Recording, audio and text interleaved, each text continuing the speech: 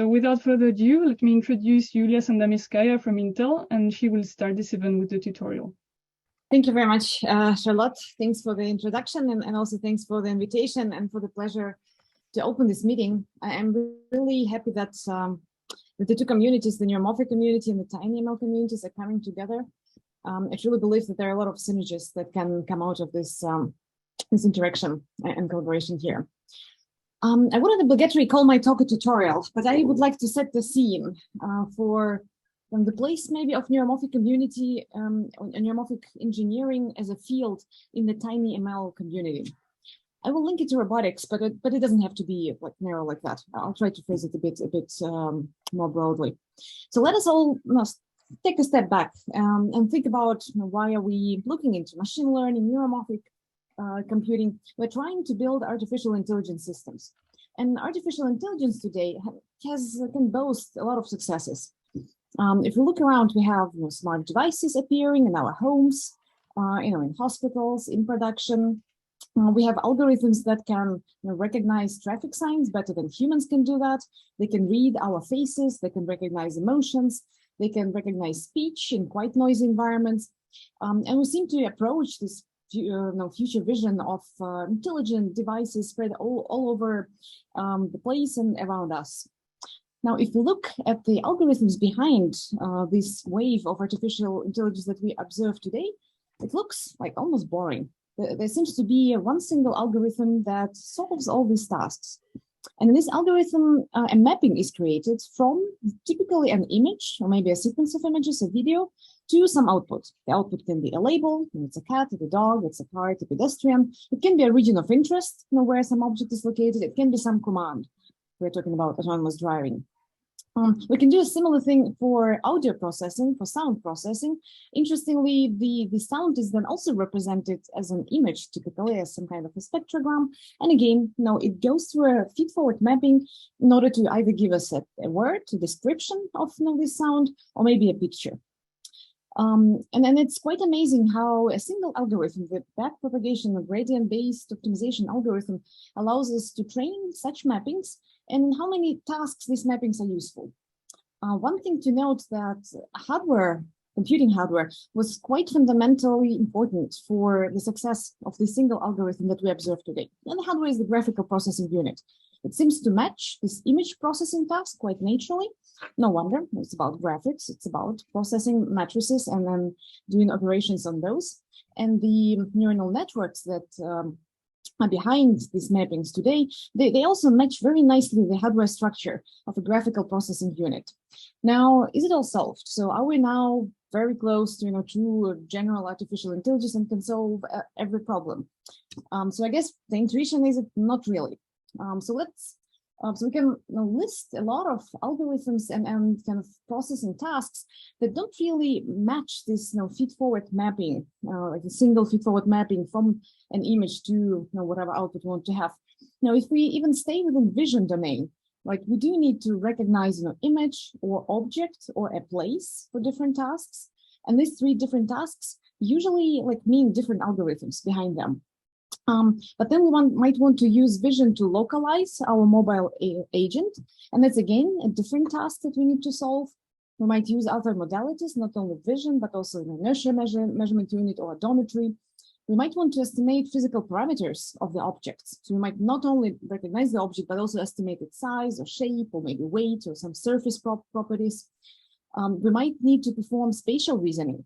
So be able to detect whether one object is in a certain spatial relation to the other one, to the left or on top. We might want to build a scene representation where we anchor different objects in a larger three-dimensional space. And we might be interested in the process of map formation, where maybe some graph-based representations are used. Again, not really matching this feed-forward mapping scheme. And this is only for vision. Then we might be interested in other modalities, audio, tactile, olfaction. We might be interested in planning tasks, path planning or motion planning tasks, which again bring other algorithms with them. This could be some search algorithms, evaluation and decision-making algorithms when we need to select the best path out of several alternatives. Then we might be interested in controlling some devices, And control might happen in task space, might happen in motor space. It might be adaptive control and optimization. Algorithms are often part of this, this task. And we might be interested in learning, in this type of continual learning that we know, from ourselves and from animals when we adjust and adapt the system on the fly. So if we look at this task of algorithm, we see it's not all about just learning some mapping from input to output. We do have recognition, but then we have localization and estimation of a physical parameter. We have reasoning, we have building representation, we have some graph-based algorithm, we have search, optimization, decision-making, learning, really a variety of algorithms. And why did I put robotics so prominently on the title slide of my talk? Because in robotics, all these different algorithms, they need to come together. We not only need vision, where from image we get a label, we also need to integrate this vision task in many other algorithms and tasks that we need to solve. We need motion planning, we need control, we need planning on different levels, from abstract to more concrete. And the fascinating thing is that biological systems also implement all these different algorithms and solve all these different tasks, from planning to motion control, perception, reasoning, with kind of homogeneous or more or less homogeneous substrate. So while in this domain of feed-forward processing, the GPUs played such an important role in driving success, the question is, for this type of tasks that are so much more kind of diverse and versatile, what will be the hardware that can help us? So now we all know that deep learning is really powerful, but it has a couple challenges. Increasing power consumption and compute required for training larger and larger networks as we attempt to solve more and more tasks within the same network is unsustainable. I guess that's common knowledge by now. So we have the problem with energy efficiency. We also have a problem with transparency, robustness of these very deep, large networks. It's really hard to say why they solve the task correctly and when they might fail with some new input. And adaptivity. If we discover we want to add another task to the pool, it might be just difficult and tedious. To comparison, if we look back to biology, then it's quite fascinating how much biological neural systems can achieve with really tiny brains. Now we can look at this tiny bird, and I have a little video for you here. It's a hummingbird. It's really tiny. It has a brain of 1 gram. There's 1 million neurons that can control its flights, can do vision-based control in really challenging conditions with a lot of perturbation. It can navigate, can learn in unknown environments, basically on the fly. We can take a slightly bigger brain, 2 gram of brain, 10 million neurons, and it can also navigate and learn on the fly, but can also learn words, or can learn to manipulate objects, and so on and so on. So if we look into biological kingdom, it is amazing how the neural systems within these biological systems are adaptive, flexible, can be very fast, can be very precise, and extremely efficient, really consuming, even the human brain consumes on the order of 20 watt of power. And they can deal with real-world complexity, can learn new tasks, and can be cognitive. So you can say, yeah, that's biology, it's complicated, like who knows what happens in biology. But in fact, today we know quite a bit about biological brains, and we can learn from that knowledge. So in my career, I have learned 2 things from biology. The first one is the diversity that we see in biological neural systems. It's diversity of neuron types with different dynamics, the diversity of connectivity motifs that neurons build, network structures, and topologies. I usually show this couple examples. The largest diversity you can see in insect brains. So for instance, this locus giant motion detector neuron, it's a single neuron that with its branching tree is connected to the visual sensor of this insect, so that it detects looming stimulus and nothing else. There's another example of olfactory circuit where there's a system that can learn the smell with just one short presentation and then recognize this smell in a mixture. And there are hypotheses how this circuit is built in certain animals. There's an extremely fascinating head direction circuit in the fruit fly, which builds a physical ring on which, with activity of neurons, you can track the head position of this animal. So the neurons are arranged in a physical structure that seems to perform some kind of path integration or odometry that tracks the heading direction. We can go to higher animals that have a cortex, like we do. And the cortex has very interesting structure. It has 6 layers Each of them has different types of neurons in them with different types of connectivity. Some of them receive sensory input, others receive top-down input from higher areas, and then there are some lateral connections between them that seem to perform some kind of predictive coding computation. And you have the circuit all over a cortex, V1, V2, IT, auditory, parts of the cortex. You have the same or similar structure. We can look at hippocampal circuits that are known to be involved in navigation of mammals, rats. And again, you find like interesting, intricate circuits there that implement the place cells or border cells, time cells, different types of spatially sensitive cells. And we can find grid cells that seem to perform path integration. And all these are examples of interesting algorithms realized in biology as circuits. We can look at architecture of the cerebellum. This is the brain region that is very compact, but has as many neurons as the rest of the cortex. They are very small neurons, hard to study. But today we know quite a bit about the structure of this brain region that is very different from anything else. Seems to be involved in fine-tuning of movements and coordination of different muscles, and also in timing of different motor commands. Or we can look into basal ganglia. These are some subcortical structures that have connection to the rest of your cortex and orchestrate activation and deactivation of different brain regions. So it's amazing how much diversity is there and how much structure and how many different circuits implementing different algorithms solving different tasks. So this is the first thing to learn from biology. And the second thing is that a lot of predetermined structure is present in these biological systems. So we are born with a lot of those circuitry already in place, and smaller and simpler animals even more so. And then learning is of course part of the story, but it's a different type of learning than the one that we know from today's deep learning. It's more of the continual learning, plasticity and adaptivity. These circuits, they constantly change and adapt, but it's not that you start with a tabula rasa and you just learn it. So how can we learn from biology? So I think we can just learn the specific neuronal circuits for different tasks, like the one that I have shown you. And we have a couple examples of that, right? For instance, this locus giant motion detector, we have implemented the circuit. It's a pretty simple one. We got like a couple layers of a network. We've put it on a neuromorphic hardware and we put it in a drone so that the drone can now dodge when objects approach it fast.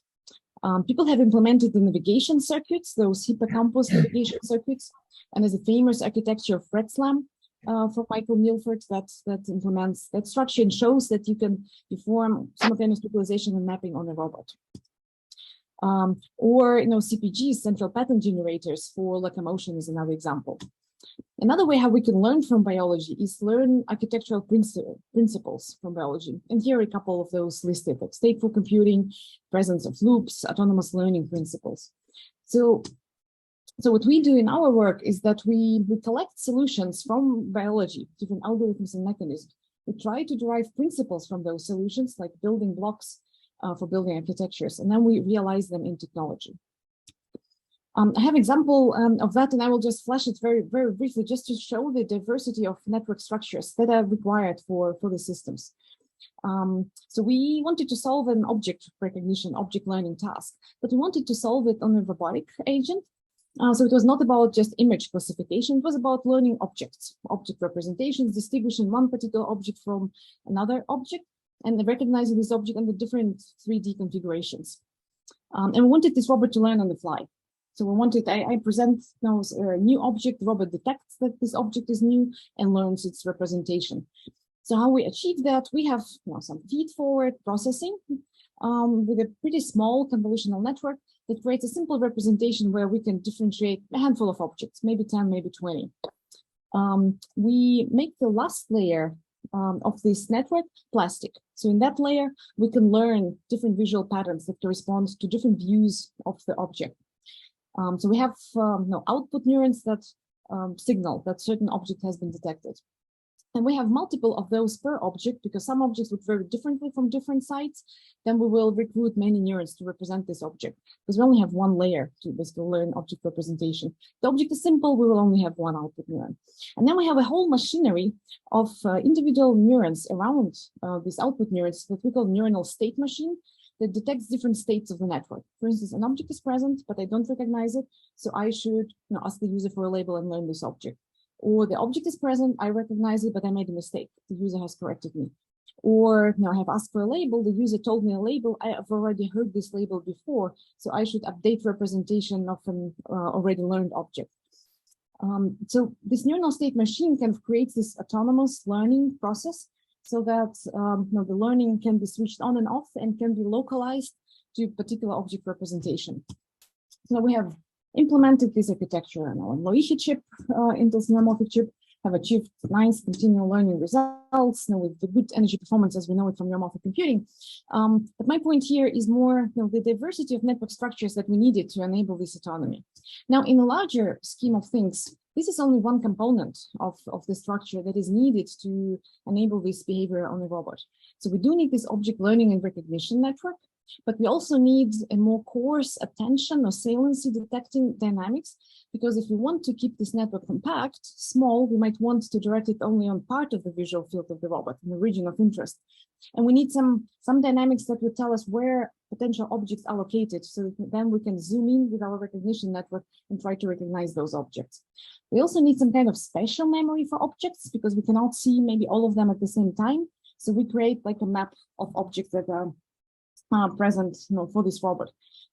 This map has some complicated structure, and I'll show important component of that in a moment, because we not just want to store associations between a place and an object, but we want to be able to detect changes in our representation. So if we attend to the same place where we've stored some object before, we detect that this object is not there anymore.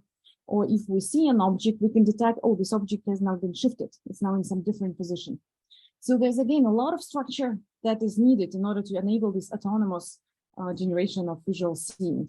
And this is kind of zoom in on the spatial representation. Again, we use the bioinspiration with all those head direction circuits found in flies, but also in mammals. So they create kind of a circular representation of the heading direction, and then we have a two-dimensional version of that for position of the animal. And then we have the whole circuitry that does this error monitoring and correction. So if things change in the environment compared to what is stored, those changes will be detected.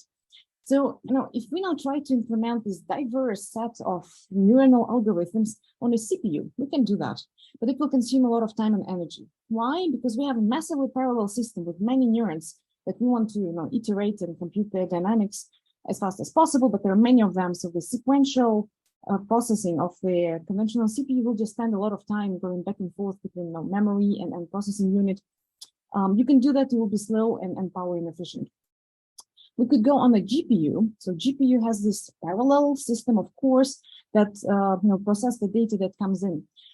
However, the structure of these networks is so diverse that it will not obligatory nicely match the GPU structure, and the input that comes in into the structure requires different instructions for different parts of the networks. So again, the GPU doesn't match these wide variety of neuronal algorithms that well. And here neuromorphic computing comes into play. In neuromorphic computing, we have a massively parallel core system of cores, each having some type of local memory. It can be analog local memory, it can be digital local memory. But now we can update the states of individual neurons and also connections between neurons locally very efficiently, saving both time and energy. So by making this computing parallel and sparse, typically asynchronous, so event-based with spikes, and we have the ability to learn on the fly because our synapses are stored and local memory can be updated efficiently.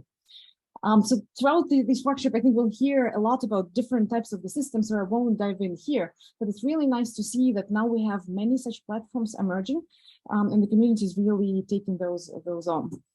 Intel has joined this field 5 years ago when the first Loihi chip was announced. We can boast some successes, and it's interesting to see that behind each success is a different network structure and different algorithm, right? So starting with single shot learning of smells with olfaction-inspired odor recognition and learning, to complex spatial scene understanding network, to different optimization workloads that we have demonstrated, to robotic controllers, and to typical vision processing tasks as well, like gesture recognition with one-shot learning, which might be presented here as well. We usually highlight the optimization workload, which is really not a typical neuronal network processing deep learning workload, where you create graph-like representation of your task And it has been shown that it can be solved really efficiently in neuromorphic hardware. Last year, Intel has presented Loihi 2 chip, which we find is a really new era of neuromorphic computing. I think the main novelties here is that you have a programmable neuronal model, so that you can implement all those different neuronal models that are required to cover, the algorithmic space of neuromorphic computing. And we have a generalized notion of spikes. So the spikes are not just binary events anymore, but they can carry a value. And that again enriches the algorithm that we can implement with this on this hardware. Now, the hardware is, of course, only a tiny part of the story. And because we have such a fundamentally different computing substrate, it's important to think about software and algorithmic framework. And we have released Lava as such open source algorithmic framework, which is based on event-based communication, supports multi-paradigm, multi-abstraction, and multi-platform. But most importantly, so it allows us to think about the space of algorithms that fits neuromorphic hardware, and compare, benchmark, and analyze those algorithms, which performance differs a lot from their performance on conventional hardware that we all know and love. These are a couple examples of different paradigms that Loihi and Lava support today, starting with optimization workloads to different attractor networks, deep learning, of course, and then back to symbolic architectures. And because my time is coming to the end, I won't go into more detail. There are some first examples of this Lava and Loihi 2 milestones, just showing that these tools allow us to benchmark different applications efficiently and get nice results. So to conclude and to set the vision, so I believe that neuromorphic hardware allows us to explore the diversity of neuronal algorithms. And by doing that, we could kind of redefine artificial intelligence. For instance, we could rethink the relationship between the symbolic processing and sub-symbolic processing, for instance, with vector symbolic architecture, or also with attractor networks, and also bridge this embodied intelligence field with some symbolic processing field. And we could think of algorithms for representation, with sensing and memory, evaluation of different options with optimization and planning, decision making, and action, active sensing, and also sensing for action. In our group, we kind of build intelligent neuronal architectures. So we take the role of evolution and we build a lot of neuronal structures by hand with building blocks either inspired by biology or inspired by first principles, or just mathematical algorithms that we know and which we maybe knew that we cannot implement efficiently on a computer, but on a neuromorphic computer, they might run efficiently and in real time. And I believe that this can enable smart, autonomous, embodied systems in the future. I also think it's maybe the most efficient way to get there. We all know such a big project cannot be a single group thing. It's really a community effort. And I'm happy that Intel's neuromorphic community has a large number of groups who participate and contribute to this work. I'm also very happy that neuromorphic community as a whole counts more and more members. And I think us joining the tinyML community today is also quite seminal there. Thank you very much, Charlotte. I hope I didn't take too much time. You were very polite and quiet. Thank you. That's almost precisely right on time. So thanks a lot for this inspiring talk. I see many questions in the Q&A, so we'll have only time to cover one or two of them. I saw one on neuromorphic intelligence. So you talked a lot about the exploration, the benefit of exploration. But probably exploration would be even more beneficial toward neuromorphic intelligence if we could have some guided form of exploration with some hypothesis.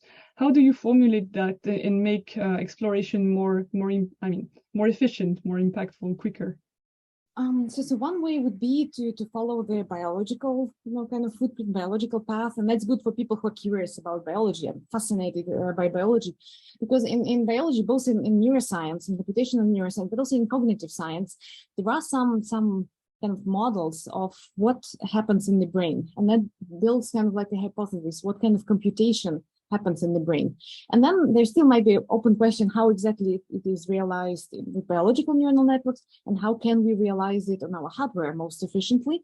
But we have some guidance, and the guidance can reach from behavior that is achieved with certain performance under certain conditions, variability of conditions, and some hints like from behavioral experiments, one can get some hints how a certain task is performed. That could be one guidance, kind of behavioral guidance. There are some principles that we try to extract from biological networks. So those biological networks, they're very different. Like insects are very different from mammals, but there are still some shared principles, which is fascinating, which maybe hints that these principles are important for dealing with signal processing in real world. So these principles could be another hint. And it's of course an evolving field. It's not yet like physics that we have the laws that are set in stone, but we're getting there. So I think there's more and more understanding there. Another guidance could be, just good old-fashioned mathematical solutions to some tasks, which we could translate into neuromorphic version of those, if we see that there's a good match and that we can expect some efficiency of the algorithms. Sounds great. We have time for a short, quick question here, because you mentioned that neuromorphic is still a quite open field, and there was a question on standards. So standards are quite missing in the neuromorphic field today. Well, what are your thoughts on that? And are we yet at the point of defining standards? I think we should get there. I think we are at the point where we need standards, and this would move the field forward. Because we cannot live in isolation. We need to connect to other fields. This could be robotic. This could be a sensor development community, and it would be great if we would have a common interface that we can share to the rest of the world. And then inside we might have different hardware systems, different now algorithms, different approaches, analog, digital, maybe for different tasks or different types of solutions. But it would be nice if we would have a clear interface to the rest of the world outside of neuromorphic community. And then, of course, also in terms of programming the systems and developing algorithms for them, I think we kind of share more structural principles in our hardware, so that we could strive to get some common software framework and algorithmic framework that would help us all develop new algorithms, compare them to each other, benchmark them, find which type of hardware is good for which type of task. So I think we reached the point where there's so much happening in neuromorphic computing that we probably can only move forward if we talk and act on standardization. Sounds like a great conclusion. Thanks a lot, Yulia. So I want to thank all of the speakers for providing such a clear and interactive overview of the field, the Technical Program Committee for putting this program together, and of course you for attending this event. So if you'd like to go beyond today's talks, you will find in the download section of this event's website a PDF file that contains one-page summaries of all the talks that you have seen today. And these also contain some useful references to go further. This is the list of our strategic partners, starting with the executive ones: ARM, Edge Impulse, Qualcomm, Sentient, and we have DeepLight as a platinum sponsor, Clickertech, Platinum, Reality AI, Renaissance, Sony. Gold sponsors are Analog Devices, PhotoHub, Microsoft, NXP, Seed Studio, tinyML, ST Microelectronics, Synaptics, Synsense, we presented today, and we have several strategic silver strategic partners here. And just at the end, if you can go to tinyML.org website, and you're going to see a lot of events happening in this fall and in the next 6 months. Again, thank you again, and we'll stay in touch.